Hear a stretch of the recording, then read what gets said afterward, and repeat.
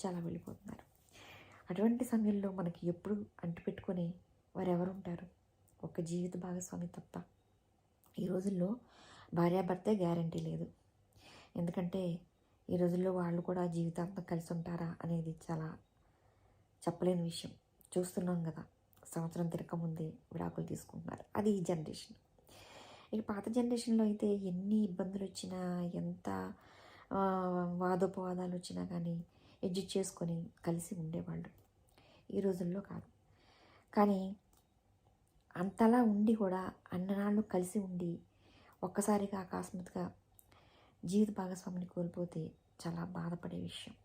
అందుకని తప్పకుండా ఆ జీవిత భాగస్వామిని మర్చిపోయారని కాదు, అక్కడ వాళ్ళు ఉంటారు. వాళ్ళు ఎలాగా తిరిగి ఈ భూమి మీదకి తీసుకురాలేము.